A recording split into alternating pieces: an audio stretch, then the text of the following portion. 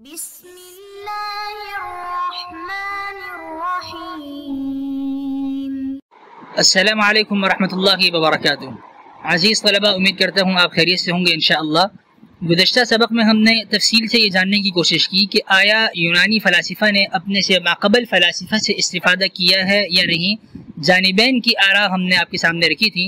آج کے سبق میں ہم کیا پڑھنے جا رہے ہیں؟ سوال نمبر 1، فلسفے کی کل کتنی قسمیں ہیں؟ سوال نمبر 2، فلسفے کی مشہور اقسام کون سی ہیں؟ اور سوال نمبر 3، کیا فلسفے کی کوئی ایسی تقسیم بھی ہے جس پہ سب کا اتفاق ہو اور کسی بھی فلسفی نے اس میں کوئی اختلاف رائے قائم نہ کی ہو؟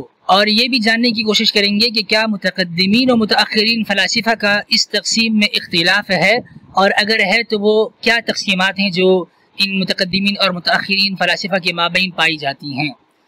آخر میں فلسفے کی ذیلی اقسام کا حکم کیا ہے، اس کو ہم تفصیل سے پڑھیں گے انشاءاللہ۔ آئیے بڑھتے ہیں اپنے سوال کی طرف۔ قبل اس کے کہ ہم سوال کا جواب تلاش کریں، ہم دیکھتے ہیں کہ دنیا میں کوئی بھی چیز ہو، مثال کے طور پہ ہم درخت کو لے لیں تو درخت کی ایک جڑ ہے اور ایک اس کا تنا ہے۔ جڑیں اس کی زمین میں ہیں، تنا اس کا تنا آور یہ آسمان کی طرف بلندی پر جا رہا ہے، اور اسی تنے سے اس کی کچھ شاخیں نکل رہی ہیں جو درخت سے جڑی ہوئی ہیں۔ ان سب کا آپس میں ایک دوسرے سے رابطہ ہے۔ ہم یہ تو جان چکے ہیں کہ فلسفہ موجودات عینیہ کو یا موجودات ذہنیہ کو علی ما ہی علیہ حقیقت کے مطابق جاننے کا نام ہے۔ تو جس طریقے سے یہ درخت کی لکڑی درمیان میں بلند ہو رہی ہے اور باقی شاخیں اس سے جڑی ہیں، ایسے ہی جاننا محب حکمہ، محب العلم والحکمہ یہ فلسفہ ہیں، اور فلسفے کی جو شاخیں بنتی ہیں علمی طور پر انہیں بھی ہم فلسفہ ہی کہتے ہیں۔ آئیے دیکھتے ہیں کہ فلسفے کی کل کتنی قسمیں ہیں اور فلسفے کی مشہور اقسام کون سی ہیں۔ کیا فلسفے کی کوئی ایسی تقسیم بھی ہے جس پہ سب کا اتفاق ہو اور کسی نے بھی اس میں اختلاف نہ کیا ہو؟ تو دکتور محمود حمدی زقزوق تمہید للفلسفہ میں لکھتے ہیں کہ لیس من السهل العثور على تصنیف متفق علیہ للعلوم الفلسفیہ۔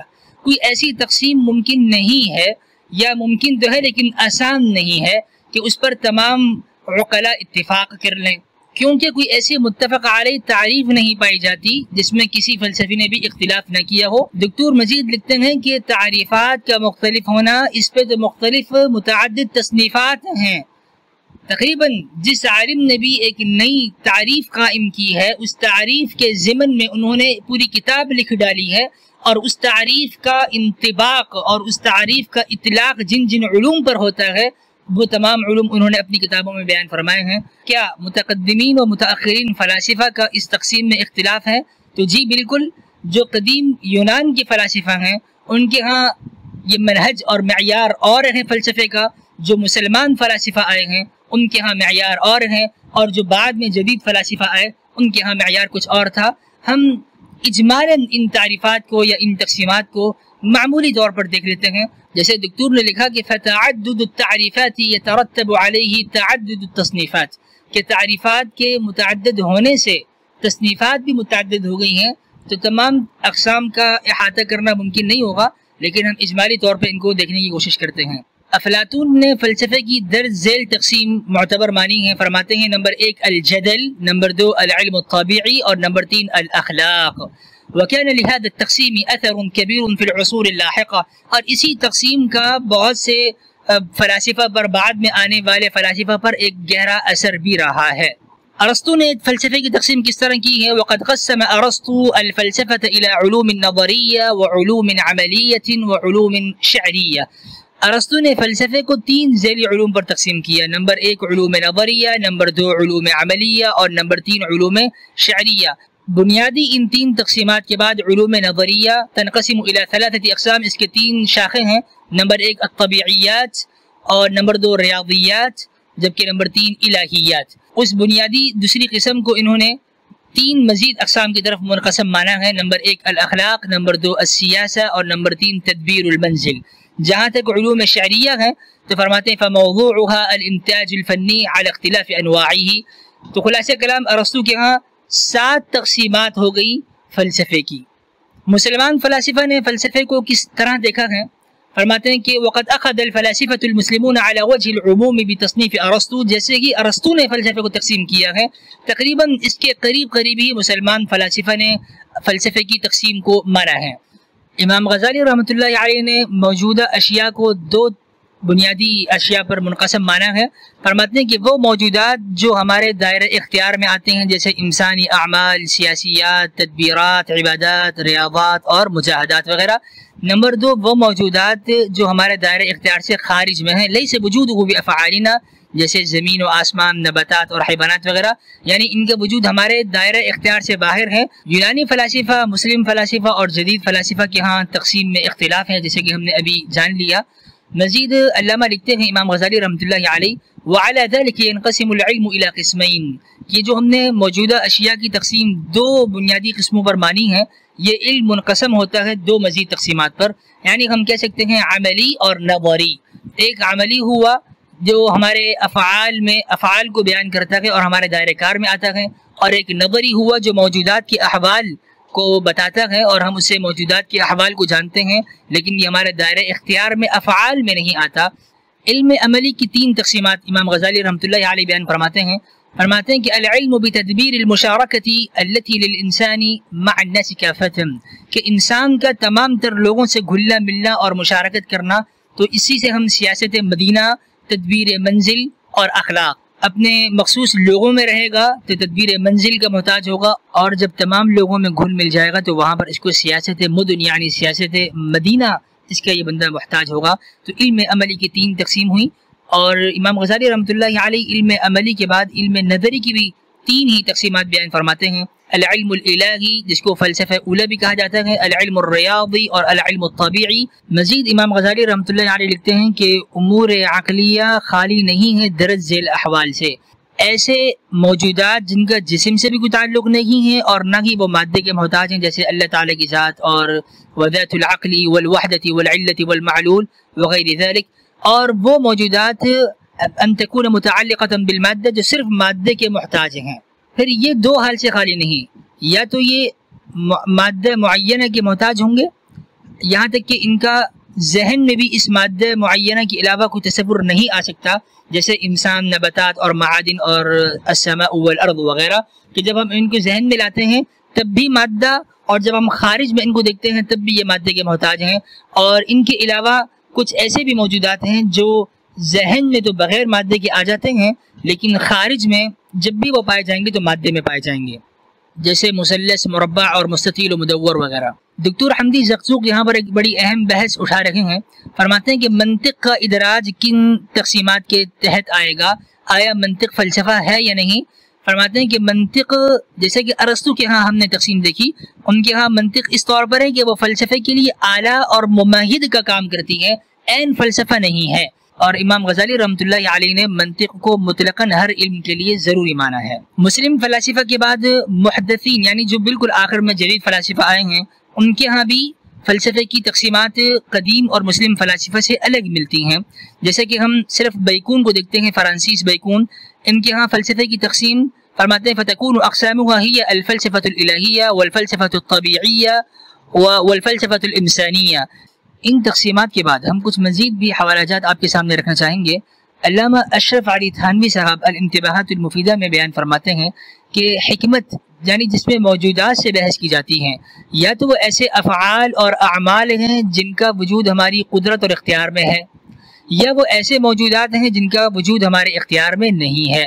اب وہ موجودات جو قسم اول یعنی جن کا ہمارے افعال سے، ہماری قدرت سے جن موجودات کا تعلق ہے، انہیں ہم حکمت عملیہ کہتے ہیں، اور جو ہمارے دائرہ کار سے باہر ہیں یعنی قسم ثانی کے احوال جاننے کا نام ہم حکمت نظریہ رکھتے ہیں۔ اور پھر عملیہ اور نظریہ ان دونوں کی آگے تین مزید قسمیں بنتی ہیں۔ حکمت عملیہ یا تو ایک شخص کے مصالح کا علم ہے، اس کو ہم اخلاق، تہذیب اخلاق کا نام دیتے ہیں، یا ایک ایسی جماعت کے مسائل کا علم ہے جو ایک گھر میں رہتے ہوں، اس کو ہم تدبیر منزل کا نام دیتے ہیں، اور اگر ایک ایسی جماعت کے مصالح کا علم ہو جو ایک شہر یا ایک ملک میں رہتے ہوں، اس کو ہم سیاست مدنیہ یعنی سیاست اور مدینہ شہر یا علاقہ یا ملک اس کی سیاست کرنا، اس کے نام سے ہم اس کو موسوم کرتے ہیں۔ مولانا اشرف علی تھانوی صاحب مزید لکھتے ہیں کہ حکمت نظریہ اس کی بھی 3 قسمیں ہیں، یا تو یہ ایسی اشیاء کے احوال کا علم ہے جو اصلاً مادے کی محتاج نہیں، نہ وجود خارجی میں نہ وجود ذہنی میں، اس کو ہم علم الہی کے نام دیتے ہیں۔ اور یہ ایسی اشیاء کے احوال کا علم ہے جو وجود خارجی میں تو محتاج الی المادہ ہیں مگر وجود ذہنی میں نہیں ہیں، ان کو ہم علم ریاضی کا نام دیتے ہیں۔ اور اگر ایسی اشیاء کے احوال کو جانیں جو وجود ذہنی اور خارجی دونوں میں محتاج الی المادہ ہوں، اسے ہم علم طبعی یا طبیعی کے نام سے جانتے ہیں۔ انہی 6 تقسیمات کو یہاں پر بھی اس سے شجرے میں دکھایا جا رہا ہے۔ صاحب میبزی بھی انہی تقسیمات کی طرف اشارہ فرماتے ہیں کہ علم باحوال اعیان الموجودات على ما هي عليه في نفس الامر بقدر الطاقت البشریہ۔ جب ہم نے کہا کہ موجودات عینیہ کے احوال جاننے کا نام فلسفہ ہے، وتلك الاعیان، یہ موجودات عینیہ کیا ہیں؟ اما الافعال والاعمال، یا تو یہ وہ اعمال اور افعال ہیں جو ہمارے وجود اور قدرت سے متعلق ہوتے ہیں، ہمارے اختیار سے متعلق ہوتے ہیں، او لا، یا پھر ہمارے اختیار میں نہیں آتے۔ اگر تو فالعلم باحوال الاول، یعنی جو ہمارے اختیار میں جو اعمال آتے ہیں، من حيث انه يؤدي الى صلاح المعاشر والمعاد، جو ہمارے اختیار میں آتے ہیں وہ معاشرے کی اصلاح کرتے ہیں اور معاد کی اصلاح کرتے ہیں، انہیں ہم حکمت عملیہ کے نام سے جانتے ہیں۔ اور وہ احوال جاننا، ان موجودات اور وہ علم جو دوسری قسم کا ہے جو ہمارے دائرے کار سے باہر ہے، اسے ہم حکمت نظریہ کا نام دیتے ہیں۔ وَكُلٌّ مِّنْهُمَا عَلَى 3 اقسام، نظریہ اور عملیہ ان میں سے ہر ایک کی آگے تین تقسیمات ہیں۔ عملیہ کی 3 تقسیمات کون سی ہیں؟ اما علم بمصالح شخص، یا تو فرد واحد کے مصالح کا علم ہوگا، معین شخص ہوگا، بانفرادہ لیتحلی بالفضائل، تاکہ اس کو فضائل سے اتصاف حاصل ہو، ویتخلی عن الرذائل، اور وہ برے اخلاق سے دور ہو جائے، اسے ہم تہذیب اخلاق کے نام سے جانتے ہیں۔ وَإِمَّا عِلْمٌ بِمَصَالِحِ جَمَاعَةٍ مُتَشَارِكَةٍ، یا ایک ایسی جماعت کے مصالح کا علم ہوگا جو ایک گھر میں ایک چھت تلے مل کر رہتے ہیں، جیسے والد اور بچے اور مالک اور مملوک، اسے ہم تدبیر منزل کے نام سے جانتے ہیں۔ یا وہ ایک ایسی جماعت کے مسائل کا علم ہے جو ایک شہر میں اشتراکی طور پر رہتے ہیں، اسے ہم سیاست کا نام دیتے ہیں۔ یہ تینوں علم یعنی تہذیب اخلاق، تدبیر منزل اور سیاست مدینہ، یہ سارے حکمت عملیہ کی قبیل سے ہیں۔ جہاں تک حکمت نظریہ کا تعلق ہے، فرماتے ہیں فَلِأَنَّهَا إِمَّا عِلْمٌ بِأَحْوَالٍ مَا لَا يَفْتَقِرُ فِي الْوُجُودِ الْخَارِجِيِّ وَالتَّعَقُّلِ إِلَى الْمَادَّةِ، وہ ایسے احوال کو جاننا ہے جو خارج میں اور ذہن میں دونوں جگہوں پر مادے کا محتاج نہیں ہے، جیسے کہ الہ، وَهُوَ الْعِلْمُ الْأَعْلَى، اور یہ اعلیٰ علم ہے جس کو ہم علم الہی کے نام سے جانتے ہیں۔ اور وہ موجودات جو خارج میں مادے کے محتاج ہیں لیکن ذہن میں مادے کے محتاج نہیں ہیں، جیسے ریاضیات وغیرہ، اس کو ہم علم اوسط کا نام دیتے ہیں۔ جبکہ وہ موجودات جو خارج میں اور ذہن میں دونوں جگہوں پر مادے کے محتاج ہیں، جیسے انسان وغیرہ، اسے علم ادنا کا نام دیا جاتا ہے۔ تو جو ذہن اور مادے میں دونوں کا محتاج نہ ہو، جیسے فلسفہ الہی، اسے فلسفہ اولا بھی کہتے ہیں، یعنی بنیادی ترجیحی فلسفہ، اور جو صرف خارج میں مادے کا محتاج ہو لیکن ذہن میں نہ ہو، اس کو فلسفہ متوسط بھی کہا جاتا ہے، جیسے علم ریاضیات وغیرہ، اور جو خارج میں اور ذہن میں دونوں جگہوں پر مادے کا محتاج ہو، اس کو علم ادنا کہتے ہیں۔ خلاصہ درس، فلسفے کی ایسی کوئی تقسیم ممکن نہیں جس پہ سب متفق ہوں اور تمام فلاسفہ اس پر اتفاق کرتے ہوں۔ نمبر 2، قدیم جدید فلاسفہ نے اپنے مذاق کے لحاظ سے اسے فلسفے کو تقسیم کیا ہے اور مختلف تقسیمات مانی ہیں۔ نمبر 3، اہل اسلام نے فلسفی بنیادی 2 قسمیں مانی ہیں اور پھر دونوں قسموں کی آگے 3 اقسام شمار کی ہیں۔ والسلام علیکم ورحمۃ اللہ وبرکاتہ۔